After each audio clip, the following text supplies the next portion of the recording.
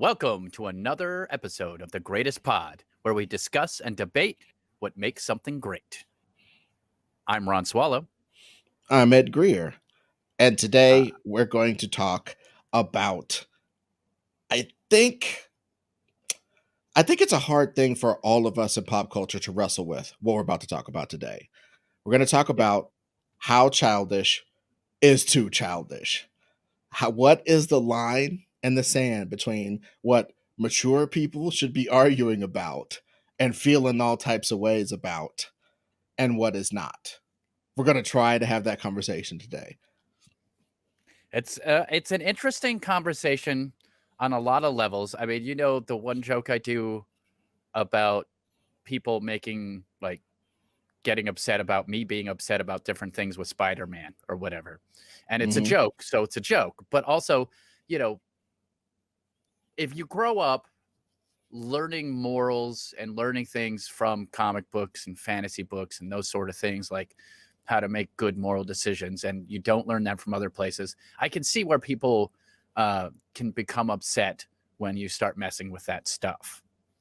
um, but at the same time, um, getting real mad when, I don't know, He-Man isn't in Masters of the Universe as much as you would like, for instance, and like real mad, not like, oh, I kind of don't like that, but like, you have ruined my childhood and I despise you now, Kevin Smith, or anybody else, George Lucas, or the number of other people who people have said ruined their childhoods. I don't know if that's a level of maturity that we should be living up to. Yeah, I think overall, obviously not. But what's interesting to me is we had an episode last week, and Alden Diaz said sometimes people become more of a fan of Star Wars fandom or a fan of themselves than a fan of the thing they're acting like they're a fan of. Yeah. And I think in this case, he wouldn't say this, but I'm saying this about some of the people on this He-Man jazz. You're just chasing the dragon of feeling like you were 5. Yep. You know what I'm saying? Like, just chasing that dragon, and nothing will ever catch that. Having a wife, kids, serving in the military, becoming president, ain't none of that better than running down on Christmas morning as a 5-year-old and seeing He-Man down there. None Yep. of that shit can beat that feeling, period. And that's Yep. why these fools are ODing on it, dude.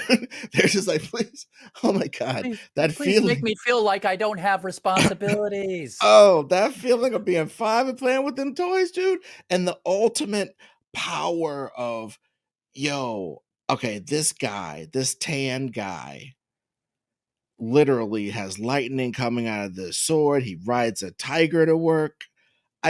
You can't beat it. You're 5. That's your fantasy of what life is going to be. Ride a big cat down to the job. Hot chick is there. Her dad's there, cock blocking you though. That's cool. And but later, when you put the Man at Arms toy away, Tila and He Man can get down. There's this whole world you build in your head when you're a little kid playing with those toys, and these fools are chasing that dragon, and I get it. But like the old He-Man cartoons were not good. The No. subsequent reboots, most of the time, were not good. Some of them had good scenes. Even this new one, not trying to be blasphemous, it's got some good scenes. It's got some good stuff. I don't think it's super great, but I think hating it because He-Man isn't in it, being invincible every second, is just, to me, as a story person, I think that's whack. Why would Yeah. you, in a Superman movie, they find ways to remove the super part from the equation almost as much as they can so that you appreciate when Superman gets super. Even in the most rudimentary kind of bad Superman movies, they do that. It's Yeah. part of the storytelling with you when you have an invincible character. Maybe Kevin Smith took it too far for certain people's tastes, but to be that mad about it again, you're just mad you're not 5. You're just mad you're not 5, and you're just mad that this cartoon didn't give you the feeling that you got when you ran home from school all breathy and threw your backpack down and sat in front of the TV and turned this shit on. The fact that this didn't make you feel like that is not a reason to persecute it. You're more mad about that than Tila's burly shoulders, I think. That's what Yeah. I think. I 100% agree. And at the same time, though, there's a line, right? Like, what's the line of enjoying things that are considered youthful, I guess, Mm. because like I love comic books, you love comic books, and Mhm. there are plenty of people who read Shakespeare and read deep literature and that sort of thing that would consider comic books childish. Mhm. Mhm. It just would. Mhm. I think they're missing out on stories that are there, but sometimes they're also semi right. So what is the line of that? Like, what Well, what I makes you think become too childish, and what makes you still be in a line of just enjoying something that's great art or interesting art to you? I should say.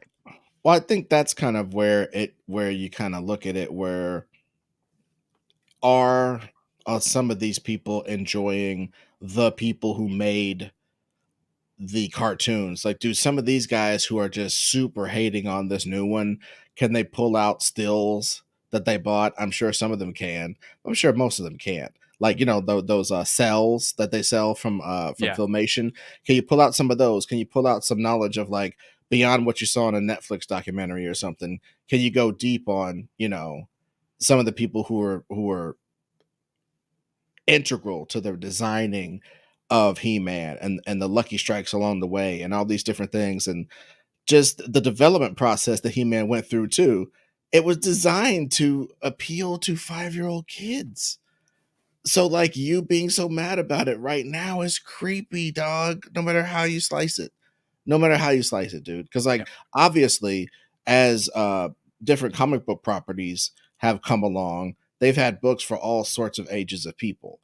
yeah. He-Man was never marketed to anybody under any circumstances as a mature product ever. It'd be like saying that, like, why is my love of Barney not as cool as your love of Star Wars? If you don't understand the difference between those, or maybe even the difference between like you love the Punisher, I love Barney, or whatever the fuck, there's different there's different products that are for different people, and like you clutching up on this 5-year-old kid's product is weird to me, especially when, like I said, if any time within the last 30 years we'd seen a dope ass He-Man that was violent, like he's stabbing dudes with a sword for real, he's slicing people up, he's doing real barbarian shit, and then jumping on a damn Blade Runner Sky Cycle after he does some barbarian ass Conan shit. If I ever saw that, I'd be like, wow, that's pretty hardcore, dude. A dude in a loincloth just killed some dudes with a sword and then jumped on a space bike and rode off to go meet up with his talking tiger. This is some hardcore shit, dog. But it's never happened, and it's never going to happen because it's for kids and it's I don't know, man. Also, there's no story. There's no It, story. There's no story yeah, in He-Man. yeah. There's not one story. And you know what? That's okay because it's Well, for they kids. have, but just as a quibble, they have a bunch of lore. I would argue Yes. that you're still right that there's not a bunch of story, but yeah, they have a There's bunch of lore. who improves, who gets better in that show. It's supposed to be a cycle. That's another thing. I think the last super juvenilia in regards to nothing is ever going to happen with it that I really clutch up on is Marvel Comics and the stuff where that nothing can change. Anything that you like where you kind of know that nothing can change, that's your kid shit because that's designed for this perpetually young audience or this perpetually aging audience that wants to feel young and wants things to be a certain status quo. They just want to read a new, interesting way for Batman's fist to connect to Joker's face. There are 50-year-old, 60-year-old guys out there who every damn Wednesday go down to the store and just want to see the next way the fist is going to connect with Joker's face. And if you change Batman's fist to a black fist, you got a problem.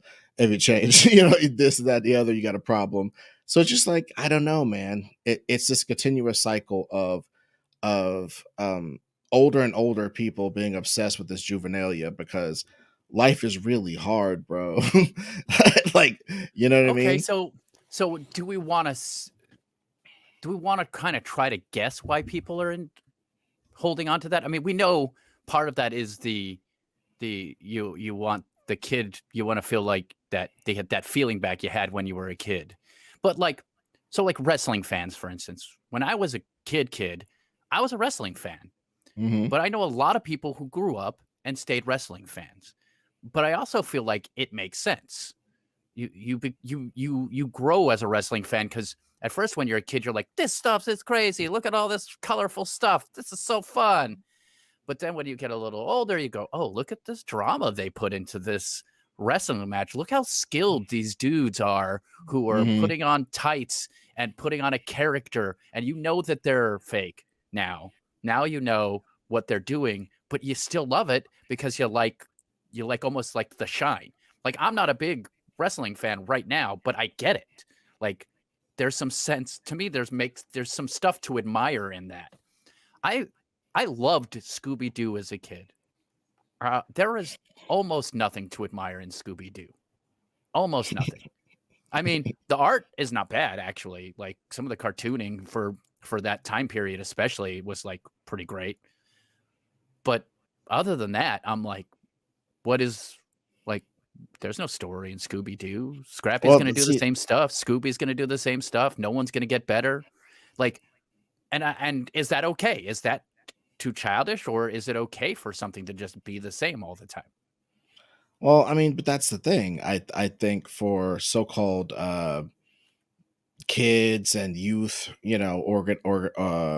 oriented media, uh it's got to stay the same. You're gonna mess it up if you mess it up. You know what I'm saying? Like, okay, Scooby Doo goes on into history. Fred becomes a master detective. Oh, wait a minute. And Velma became a bio sciences person, and yada yada. And they still kept up their crime fighting team. Oh, wait, by the way, Scooby died. So Scrappy's the dog. We just call him Scooby now.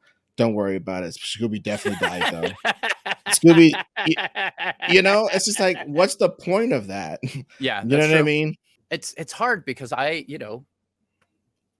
I I love some good books that I probably shouldn't. I like some books that are bad that I probably shouldn't like, that aren't very mature. Like I love some comic books that aren't very mature. So where tell me, Ed, give me the answers. Well, no, I think it's like where do you draw the line in regards to how mad you are? Because I think there are things that we've talked about. Don't like this or that, the other about this particular version of a character. But Okay. when it comes down to like, okay, you, me, and all of our friends are gonna launch a letter writing campaign. We're gonna review bomb shit. That's like too Yeah. far. To We're me, gonna that's dox like somebody. that's way too far for that particular transgression, if you want to call it that. You know what I mean? That's psychotic to like push it past that level, to push it to the limit, and mess people up like that. That's ridiculous.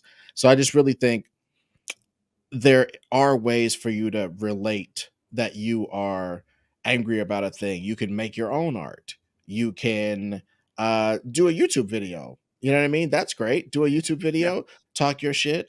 But even it's funny how YouTube has become like so much like if you watch a video that says that such and such movie wasn't that good, you will be recommended a bunch of dudes who just hate on everything as an industry. Yeah. You know what I mean? The algorithm will hook you up with some shitty fuckers. It's You know almost what I like the mean? same way that, like, if you're like, "Hey, I kinda don't trust the government." Okay, well, what about these aliens that have taken over the government? How about that? And you're like, "Wait, what?" Like, Oh, what did what we is need to make something that big a jump? what is something you've related on this podcast? How one of the last things where you were like kind of a I don't want to say toxic fan, but definitely obsessed enough to track the writer down and write them a letter was Dragon Ball Z. Yeah. Like that was one of the last things. So like for me, as you've probably seen on podcast, the last couple few years I've been able to look back on some of the things I said on podcasts, and my obsession with Batman at some point was bordering on psychotic. Like just what Batman should do, what Batman should be. There's so many different damn Batmans. Some asshole out there thinks Batman is a funny dude who swashbuckles and he's got some cool gadgets. And every now and again, he goofs off and he messes up, but he always gets him in the end with a smile. That's what that Because person of the really Lego thinks Batman. Batman is, or just from a billion different things Yeah. across 75, 80 years. So it's not up to me to be like to impress upon the universe my dumb take of this solitary psycho. more Moon Knight than Batman as psycho person that I have in my head. That would be probably the most effective Batman, according to me and only Yeah. me. But you know what I'm saying? Because like all this, like I got a bunch of kids around me and all this different shit. Maybe he would indoctrinate some people, but they definitely wouldn't be his buddies, and they definitely wouldn't know who he was. He would like drop them off care packages to go beat people up at night with, you know what I'm saying? But he definitely Yeah. wouldn't have them all up in the cave and shit. Nah, that doesn't make any sense. That ties you to a bunch of youth crimes and ties you, as a person who goes out with a bunch of kids and fights crime. That's dumb. Have the kids fight alongside you, indoctrinate them and everything. Yeah, I could see him doing that because he's psycho and he really believes that what he thinks is super right. But according to me, he would never just have a bunch of short pants kids up in his house doing stuff. That's stupid. Nobody would do that. That's psychotic to me. That's weird on many levels that I don't want to discuss right now. It's just so nuts that that's the way people have just accepted that Batman operates. Anyway, as you can see, I'm still too obsessed with Batman, too obsessed with thinking it out as a real thing or like how to refine it as this thing in my head, this headcanon that I've made. And that energy can be a funny little ditty on a podcast, or it can be a screed for 5 months against Brie Larson or something. You know what I mean? Yeah. That energy can go a lot of ways. It's these guys who I think it's the same guys who were like who think high school was the best years of their life. Whenever you meet someone who's like, high school is the best years of my life, I'm like, that means your life is very sad Well, because it shouldn't be. yeah, I would argue that some of them definitely. I don't think their high school years were very good. And I think that's kind of where a lot of this anger comes from. But I do get what you're saying in regards to like, and when things are simple and aren't challenging me at all, those are the best times. When I was 5, running down the hallway to get some He-Man toys. Yep. When I was fucking 16, and me and my dad built a fucking Mustang back, from the grave, and he let me drive it to prom. Oh yeah, I scored 4 touchdowns. Whatever. Yeah. All of that stuff are these dragons that fools are chasing. And again, I get it, dude. I get it. That's why, a lot of people have this weird mechanism where they just put their greatest years in the future, no matter how many times they know that they did what they came to do. Like there are dudes that are 60 right now who did what they came to do on this earth around 32. And this last 30 years has just sort of been just a meandering nothing. But they did it. And they was 32, they did it. They had that hit record, they had that hit thing, they did this, they made Legos, whatever the fuck. And this last section of time has just been sort of coasting on that, or just sort of doing speaking engagements about that time back then that they did that. And I just think a lot of I do that myself. I put my best shit in the future. Like some of those guys who are living that lifestyle still think, hey man, even though I do speaking engagements about this thing I did 30 years ago, I have this idea. I sketched it out on a plane. Tell me what you think of it. Guy man. And it's just like, dude, you don't have it anymore, Morty. You don't have it anymore. Guy man sucks. Guy You know what man I is a mean? terrible idea. No, no, listen. It's like he's a guy who's a man. You know what I mean? Like he's a guy who's manly. Yeah. He wears tank tops. People people call him guy. That's not his name, but they still call him guy. You know what I mean? Guy man. Yeah, and he comes with an extra wife beater. Now I know you can't say wife beater, so person beater, woman person beater, whatever you gotta say to make it politically correct. He comes with an extra one of those in the package. And I'm like, Sir, I no. believe that's called a Y shirt. I believe it's called a Y shirt. No, no, no. That's a person beater. I'm 100% sure. So all I'm saying is like there are, we talked about the chasing the dragon, but we also talked about like the fact that a lot of this media that's made to appeal to kids is made by old dudes who understand the feelings of kids, the feelings of inadequacy, the feelings of like everything's ahead of me, but I need something right now. Little kids feel like they're supposed to be in an adventure right now, which is why Robin is such a great invention, so that kids can glom on to Robin and be like, I'm Robin. and then one day Yep. I'll be Batman. And then that's why they started having Robin be able to be Batman. And like a bunch of people were just like, oh, I love Dick Grayson Batman more than anything because you love the fact that you basically are now Batman. And Yeah. it's like, that's great. I'm not trying to be junior high psychologist over here. I'm just saying, like, when you are attacking people on boards and Discord channels and shit, you're getting together into your weird little echo chambers and you're being like basically shitty to people who like certain things. Like I got into a little tete-a-tete about New Trek, which frankly I see like now there are so many people of so many different ages who have glommed on to a certain aspect of Star Trek, even though Star Trek changes so much each iteration is Yeah. way different than the last. If somebody tuned in from 1962 and watched TNG for the very first time, they were like, what is this?" Yeah. They were really weirded out by that Klingon on the bridge, all that stuff. So it's just like people don't remember how aghast people were at TNG. So now people who worship TNG and worship Voyager and worship DS9 look at New Trek like it's just the ugliest, nastiest thing in the world and it's betraying all their ideals, blah, blah. That's exactly how those old people looked at New Trek. I mean, I looked at TNG. The Yeah. old, those Unless people you, looking at unless you, TNG, ugh. unless they read Gene Roddenberry, and then they really, really liked TNG. That seems to be a thing that coincides with that. Um, because TNG was a little more like what Roddenberry kind of wanted. Mm-hmm, The original, I will say, having a black lady doing anything mm-hmm, back in the 60s was insane. So that part was great. um, but like, other than that, the stories weren't really super about like learning about different cultures and et cetera, which is kind of what Gene Roddenberry wanted it to be adventurous, an adventurous group of people who learned about everything out in the galaxy, and their mm-hmm. goal was to keep growing and learning and being better people. Yep.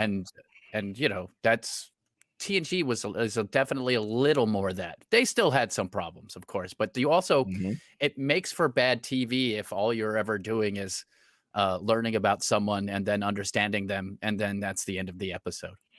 Well, but there's always that misunderstanding at the That's outset, true. or that person who's trying to sabotage the relations, or that person who's trying to hide the fact that they have taken over somebody's body to get off of this planet in time before the summer solstice, where their skin will come off or whatever. There's all these Yeah, different ways and plot devices, or like somebody came onto the ship with an ancient rune that these other aliens are trying to get to, and they all have shape shifting powers.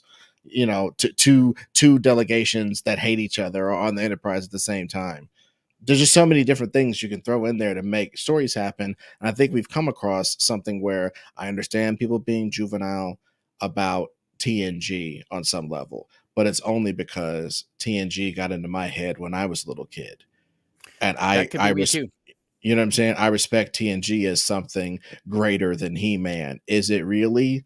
I'm not here to make that judgment, but I personally do think that I'm not condoning anybody becoming a real racist fascist and calling it Star Trek love. I'm not condoning that, but like there are people who have like questions about these new Star Trek products because they are, like a lot of people, mired in what was there when they were kids, Yeah, and they don't realize that, again, when you were a little kid, you can see different uh types of shit and put it in your head. Like as a little kid, I never watched the old school Star Trek, not ever one time. My very first introduction to TNG, or rather to Star Trek, was TNG.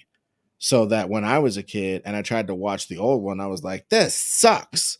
This is like good Star Trek, but worse in every way. That sentence I just said is violence to a certain generation of people, a certain yeah, generation of influential people. You know what I'm saying? So yeah. it's like that's interesting to me how it's like a lot of this shit that you revere, it just happens because of what date you were born on a calendar, or what date your hip dad dropped you in front of something. I mean, That half the music we like determines. is that. Oh, definitely music shit. music, that part is crazy. It's crazy how much I hold on to like Wu Tang and Czarface and MF Doom and Most Def like a fucking, you know, life preserver in a storm as far as musical taste, because it's like that's when I was spry. I felt like a person when those bands were on top, and that's, But you know, it just becomes a thing. is that the only stuff you listen to? It is the only, it's the stuff that I like the most though. I could Okay. Well, suffer. see, I could, you know. here's the thing I think about is I think part of this is growing as a person. And I don't mean growing up. I don't mean growing up in the traditional sense of the word, but I think it's growing as a person. So if you had asked me when I was a kid, what was good music, there would have been maybe three answers. It would have been like metal, hard metal, the hardest metal, and some grunge. And like, if you would ask me if anything else was good, I would have said no.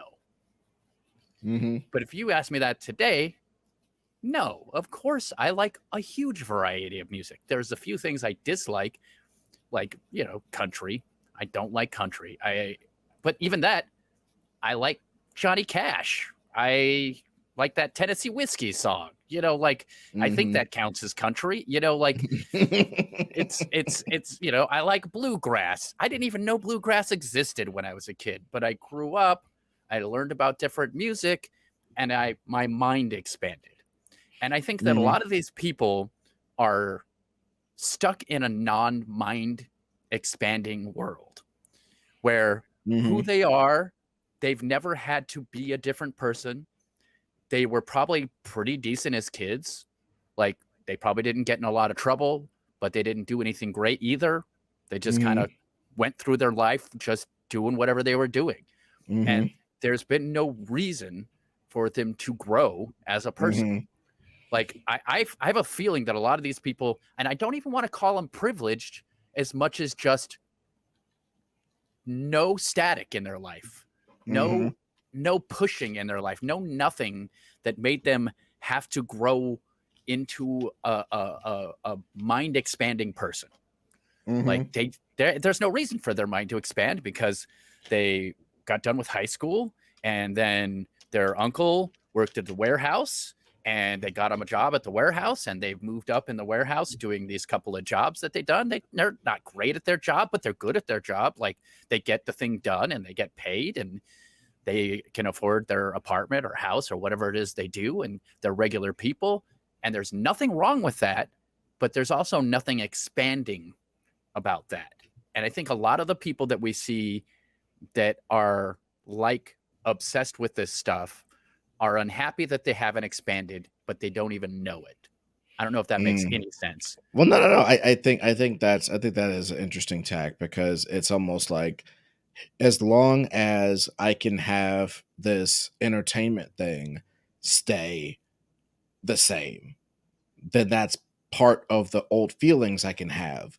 Like every Yeah. time they redo it, if they do it right, then I'll get this package of endorphins to pop off. And that'll remind me of all the batshit, you know, when I was a little kid, when they have people come out of the theater. Sometimes guys will straight up say, "Made me feel like I was five again," or whatever. They'll straight up say it. You know what I Yeah. mean? So I definitely get that that is like part of the arrested development thing or whatever. But again, I don't want to make it like some kind of weird judgment like we don't do that, because again, we're in the business of being like, yeah, we do that shit. And Yep. this is interesting analysis about it, blah, blah, blah, the whole kayfabe. But the thing is, I feel like part of it is breaking my brain to be like the cognitive dissonance of giving a blank about Batman but being mad at somebody for getting in a huff about He-Man. The dissonance is weirding me out a little bit, because like Okay. it's all about when you saw something. You know what I'm saying? When you saw it, when you got, I God forbid some kid in the future, like in the future, there's gonna come out action movies are gonna come out that make John Wick look like shit. And some kid that's 10 right now is obsessed with John Wick. He's gonna Yeah. fight somebody in a Walmart parking lot oh, because the guy got John Wick in the 5.99 bin, and somebody made fun of him for it or whatever. You know what I'm saying? Or some shit like that. You know what I mean? Like Yeah. people get attached to stuff at certain parts in their life, and they're willing to ride or die for it. You know what I mean? And I mean, I think about my love of the damn NBA as a grown ass person who knows that these are basically the most high paid indentured servants ever, and the this whole machinery is made around exploiting them since they were like 12, 13 years old, and all of this wheeling and dealing and shipping guys over here, shipping guys over there, and uh team presidents being called owners, and people being said to be, this guy's owned by that guy. A lot of that stuff, and especially the NFL, but even in the NBA, should be totally distasteful to the person I have matured into. Yeah. But they got me when I was a kid, and I love the dunks. I love the dunks, baby. I love them. You know what I mean? Fair enough. Fair enough. And that's kind of like, that's what it is. I think there's this so much room in our heads for so many conceptions of certain things, and so many like exceptions for stuff. Like I like the Kansas City Chiefs. The Kansas City Chiefs, they're by far not the worst of the offenders in being crappy towards Native Americans. But they're on the list, buddy. They're Yeah. definitely on the list. And Well, they're part of the NFL, which is, and again, in their home opener, they got booed for suggesting that equality was cool. yep. People booed the concept of equality. You know what I'm saying? So it's like, Yeah. there's this compartmentalization in your head that goes on all day, every day. And you become one of these Twitter weirdos that's like, I hate everything. I don't eat meat. I don't listen to sound because sound occasionally kills birds. I walk around with earmuffs. I don't say anything. I don't bump into anybody. I don't man spread on the subway. I don't say stuff like lame because that's ableist. I don't, that this type of Yeah. person who's just like prepared for whatever you got. They're ready to be on the right side of history on everything you're ready for. Hey, whoa, whoa, whoa. They just do like this, just dodging back and forth to be on the right side of history, moment to moment, even. Yeah. And that's a personality, I guess, And when you combine somebody like that with an intense love of like old shit or intense love of pop culture to the point where they're like gonna fight you over the Joker movie. Like you called them an edgelord for loving the Joker movie, and now they got 57 Devil's Advocate essays to fire back at you that they just been waiting to drop because Yeah. they're a fucking graphomaniac like that dude in Seven. You know what I mean? It's just like, and see, they would bristle at being compared to that because I'm Yeah. dismissing their plight and all this kind of shit. It's like we keep building these different types of motherfuckers who at some point in time get obsessed with something. The concept of the Joker as this constant loser who is insane only because he knows how insane the world is. These guys do all this mental Yeah. Yeah. Yeah. gymnastics to make the Joker a good character, to make his continuous loserdom something cool because they vibe with that. They glom onto that. He-Man, the feeling of being invincible. Superman, Bill has it. Bill is 6'5", 240, and still looks up to a guy that flies and is impenetrable because it's the greatest feeling that anybody can have, is to be Yeah. totally invulnerable, totally the master of any situation that they're in, and totally responsible for whether the situation goes good or bad. That Yeah. is the ultimate in responsibility, the ultimate in like noble shit to like look up to. That's why Superman heads really get mad when you fuck with their boy. The people who, that got into their bloodstream when they were like 5 to 8 to 12, whatever, Yeah. they're really ready to go down. I mean, I guess like, now that I've become a creative person, and since I've been a creative person for so long, I just want a good story, I guess, in those situations. And if I don't have a good story, I kind of don't like it. And, But it's not a good story if Tila's in it way more than He-Man, dummy. See, well, that's where they go. obviously. Yeah. You know what I Well, and mean? it's funny, you mentioned like being a Kansas City Chiefs fan. I was a 49ers fan for literally 15 years. I could tell you tons of history. I could have told you players, Mhm. stats, all of that stuff. I do not know who is on the 49ers right now. I don't know who the quarterback is, and I don't know if I care. And I don't know if that's a good thing or a bad thing, but I'm trying to figure out why that is. And I realized it's because I gave up on the idea that I would ever play football a long time ago. Mhm. Um, so that paying attention to football became less important. Mhm. Um, and I enjoy reading books more than I enjoy watching sports. Uh, Mhm. I just do, and I don't know why that is. I guess because I like to live in a, you know, some other land. Maybe maybe, maybe that's where I'm childish. Like, I personally feel like the world is, super messed up and full of it's it's crazy to me that 1/3 of the population is just plain stupid, and it may be more, but at least 1/3 of the population are stupid people, and I don't like it. Well, but what So first of all, you have to define stupid, and second of all, oh, you're it right. is in that regard, however you define it, it is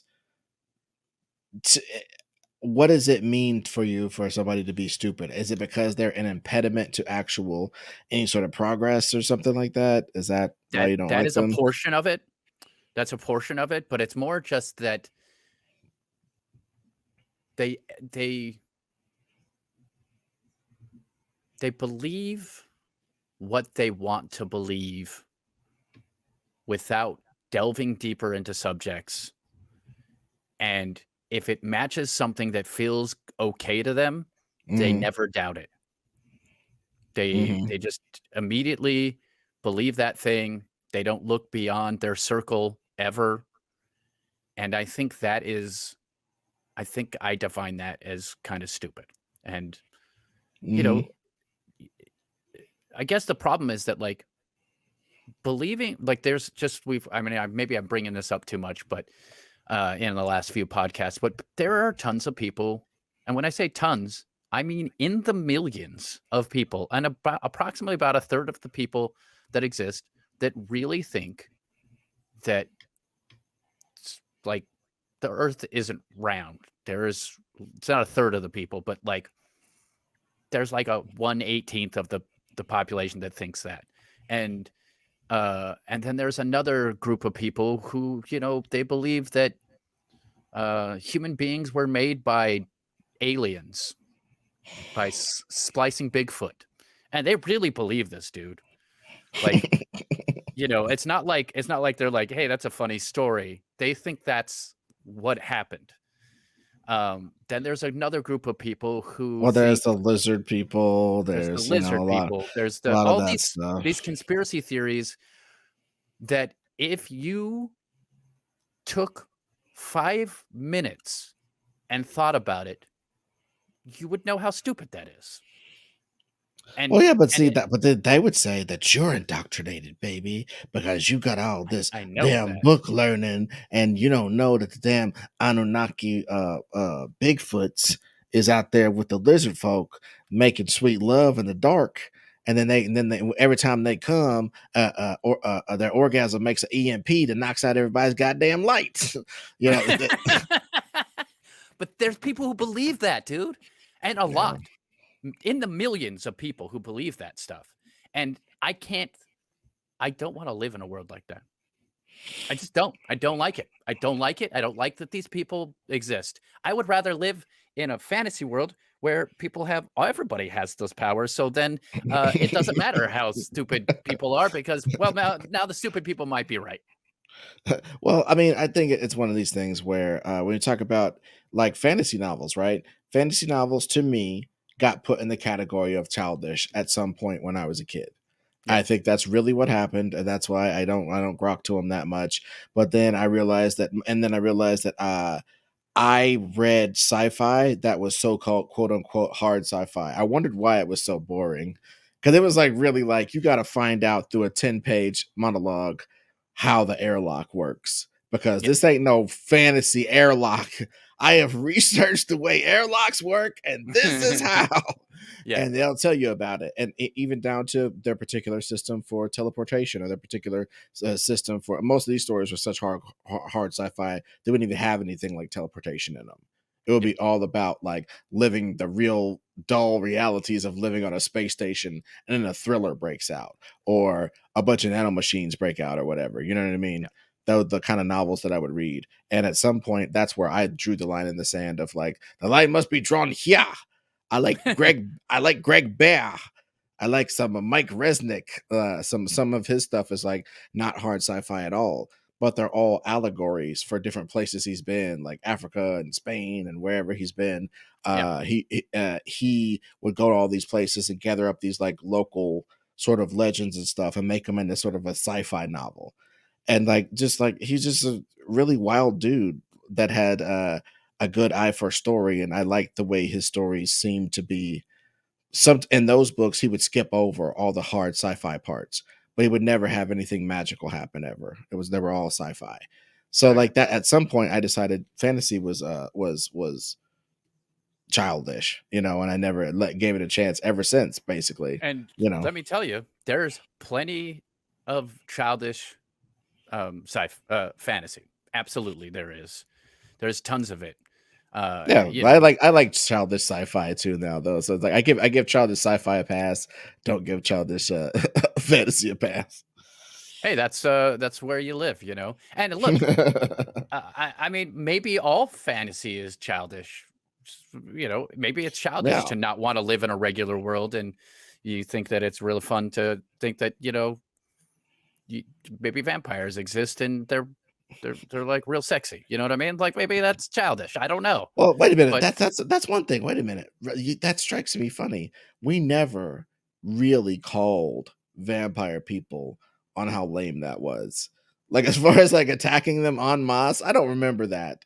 Because like a lot of them weren't even goths. They were just like these regular looking people that were super into these creatures who suck blood.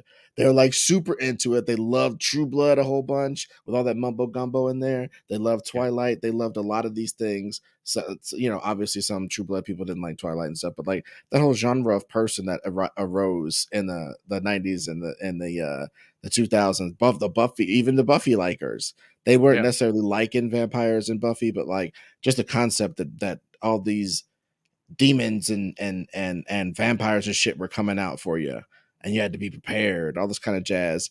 That never got splattered with the smear of super nerd that I think it should have. Like, and the people who read the Anne Rice books, fucking nerds, man. yeah, That was yeah. some nerdy shit. Yeah, I can't talk any smack. I've read almost all. I read like 13 of the Anita Blake Vampire Hunter series. Um, the first like four are fun adventure romps, and then it just turns into sexy orgies. And then I was like, well, I guess I'll keep reading because the action's good, but this is getting a little okay. I gotta stop now. So I don't know. I don't know. You know, there's were tigers banging humans and vampires banging were tigers. I don't know. It's So wait, so did you stop messing with it because it was childish or because it was puerile? probably because it got a little over the top on the sexy times, and it's not my thing. I'm just not like into reading sexy sex times and the stuff. I like romance in a story, but I don't need orgies. I'm good. Well, yeah, especially when they're just like fictional people. I mean, it's like even in porns, they're real people. Yeah, They say such and such porn star with such and such other porn star in such and such scene. yeah, So they're at least real people. They're not like yeah. drawings in some freakos. Dude, some guy looked at my sketchbooks and said that my stuff looked like R. Crumb drawings, and I was so offended because like R. Crumb could draw his ass off, but he draws a bunch of big butted, like basically monster women who get ridden by dudes like they're horses and shit. I'm just like, I don't do that shit, man. Come on, man. I don't Oh mess man, with that. Comics with an X. Uh, you know. yeah, But yeah, much respect to weirdos, but like, yeah, that was kind of to be compared to. But like, I think what we think of as childish should evolve over the course of time, but I think it doesn't as much as we think it should. You Yeah. know, and I think a lot of people who decide certain things are childish and then keep other things, like that's why I think sports and comics got trapped in my head the same way at the same time, so that I couldn't become one of these dorks that's like, don't like sports ball, you know, that whole thing, that whole Yeah. stereotype. It's like, I love sports still. I mean, you I know, admire athletic people because you should. It's and fun. It's amazing to watch people at the height of of of human capability. And right, that's what basketball and soccer and gymnastics and every single sport, most sports out there are insane. I used to make fun of synchronized swimming. dude. Don't. It's Yeah, insane what they do. They're doing flips under the water at the exact same time and then pushing each other out of the water. It's insane. yeah, All of this yeah. stuff, if you can't admire, like, I get it if you don't enjoy sports. There's nothing wrong with not enjoying sports. I'm not going to like criticize anybody who doesn't enjoy them, but you should also be able to be impressed by people doing these amazing physical things. It's Well, I think that's the relationship a lot of people have with the Olympics, as far as like you talk about whether the Olympics childish or not. I think it's one of those things where if you're a little kid and you think of these are the best people at the best stuff all the time, that you can get kind of like you can deify Olympians a little bit. That's why they end up on yeah, Wheaties boxes and shit. But I think the older person looks at sports the way I think almost everybody mature looks at sports. It's like they don't really think about sports a whole bunch. And I'm not saying I'm mature because I think about sports a lot. I think about my teams a lot. But I think the regular person goes, when the Olympics come around, they go, oh, the Olympics are on. And if they're at a party or whatever, got some Tostitos in their hands, they sit down and they watch Simone Biles do the super dope thing. And they don't watch that 364 other days of the year, but they see at that time and they respect it and they go, wow. And I think that's like a really appropriate, mature relationship with sports, period. And a lot of other things, frankly. It's like when it's in front of you, respect how fresh it is with the perspective of like, even an amateur's perspective, with any sort of goodwill at all, you can see how fresh the synchronized swimming people are, or the water yeah. polo dudes are, or whatever. Shit, badminton. People who are Yeah. actually professional badminton players are insanely good at badminton, which is a thing you wouldn't think. Ping pong players? Ping pong players are insane. Yeah, They're dude. insane. Hmm. Like, it's things you think are, like, fun and silly. Like, there's people who are so good at those things, and it's cool to watch them and be impressed by them. I mean, sure, some sports bore me. I'm not gonna pretend that I love watching soccer. I just don't. And I Hmm. get it. There's a lot of mental parts of the game. Same with baseball. I know there's a bunch of mental parts of the game, and you're getting in someone's head. You're doing this, and you're being intimidating this way, and all these different skills to make people not be good. But also, nobody hits the ball, and nothing happens, and then everybody is out, and then that's the end. And that's and it bores me to death. And I think I'm allowed to be bored to death sometimes. Play I used golf. Watching golf is boring. Well, see, and then so Boring. there are a million people yelling at their in their ear pods right now, going, "You suck," blah blah. But the thing is, the thing that they're yelling at you about, it got into their head when they were a little kid, Yeah. and they it became a part of their life when they were a little kid, and now you're assailing how fresh it is. Even though a million billion people on this earth play soccer, baseball is the pastoral America's favorite pastime. Blah blah. Yeah. It Oh, doesn't but mean anything to you, yeah, and that's they're all art, that's what's by the way. interesting. I'm not taking anything away from baseball players or soccer players. They're all unbelievable athletes. Like, I'm not taking away anything that it just bores me to No, of watch. course not. Yeah, Yeah. Yeah. I mean, I like to there's a watch soccer. I like to watch football and basketball. Those are the 2 sports, and I actually can watch basketball anytime, any place, and I don't care about the teams because it's so amazing to watch basketball to me, like, because it's so hard. It's so hard.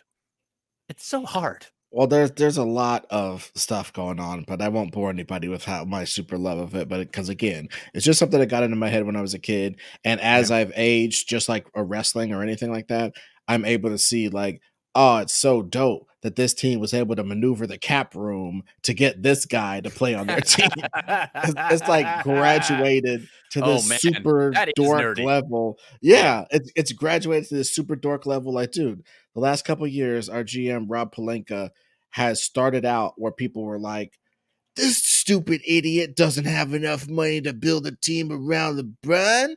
Look at what they've only got amount of dollars." And then he does this and flips that and resigns this guy and trades this guy and And next thing you know, stack all these dope ass players. And it's just like everybody's pulling their hair out, like, how do they do that? And I'm over here. I'm a straight up Rob Palenka fan. And I'm like, you knew he was gonna do it. It's like a sport within a sport to Yeah. me. Like That's watching interesting. Rob Palenka do the crossover dribble on these other GMs and stack the Laker team, that's its own sport to me. And that's why I can't categorize it as childish, because it's evolved past, ooh, I love the Michael Jordan, he put it in the basket, to, all right, I got enough cap space to get this guy and that guy. Now I got to have Gerald Dudley on the team because he's a glue guy. He keeps everybody mentally calm. But you're thinking about all this different bullshit. And again, that goes back to the little kid aspect of wanting to be part of shit like that, wanting to be part of those sort of teams, wanting to either contribute on the team, help to build that team, help to develop skills of some of the guys on the team, shit like that. Yeah. All these different things where you can take a little bit of ownership over somebody else's dope accomplishment. That's something that kids do a lot. Huh. So when He-Man swings his sword, that's you, little kid, because you don't get to swing nothing and do nothing because you suck. You, fat old man sitting on your Barca lounger, could say that Tom Brady sucks ass and they threw an interception. You know what I'm saying? But Yeah. he is representing you, and that's part of why you're so mad, because on your sick mind, on some level, you threw the interception because you were rooting for Tom Brady. You know what I mean? And there's this almost like remora like uh sycophancy to all of these fandoms that I think I might have just pissed people off by calling it that, but like that's what it is. It's this weird, you want to ride on the shoulder of Godzilla while he tears shit up. You want to be the thing that's powerful. That's why you hate Godzilla 98, even though Godzilla 98 sucked. I don't even like Godzilla, and that movie sucked. But a lot of Godzilla fans didn't like it because it wasn't the Godzilla of their childhood, which, Yeah. looking back on it, I think they were right. Maybe Broken Clock's right twice a day, right? But like a lot of people are just so mad that the thing isn't what it was when they were a kid. And I think that's what separates one's fandom from being childish or not, is your argument that this property that has gone through probably 15 changes before you were aware of it. You know what I'm saying? Like people, okay, people got obsessed with the Ross Andrew Spider-Man of the 60s. So Yeah. when they saw Todd McFarlane's Spider-Man in the 90s, it blew their mind and they said that's not Spider-Man and it looks too crazy and stupid. But to a whole generation, that is Spider-Man and was Spider-Man. And he even influences artists to this day. Yeah. And then there are certain people who come along and say that John Romita is the guy who drew Spider-Man for them. And when they see Spider-Man in their head, they see a John Romita Jr. drawing or a John Romita Sr. drawing. You understand what I'm Yeah. saying? All these Yeah. wherever they came into it, that's what they see. And I'm just saying, like, if you can't evolve your perspective on the thing that you like to encompass some of the new stuff, and you could even, I'd say some new things aren't that good. Everything that's new isn't good. You reserve the True. right to have that, but to get super upset that there are other versions of this thing that had 15 versions before you even glommed onto it, you know what I mean? That Yeah. part makes me so fucking mad. You know what I mean? Yeah. So, I guess I'd love to use the quote from Rich Slayton, like, believe everything, and maybe even now, love everything you love at about the 60 to 70% range, guys. Don't be 100%. 100% makes you a maniac. Don't be 0%. That makes you just as crazy. Be Yeah, right in just the like, middle. yeah, right. It's 60, 70%. Like, Don't be willing to do fisticuffs over He-Man or the new design of Snake Eyes or whatever. Because you know what? If you eat your Wheaties with the Olympian on the cover, you will live long enough to see a version that you like sometime down the pike, baby. You know what I Yeah. mean? Or go make your own version. Go out and make your own version of Snake Eyes, your own version of He-Man.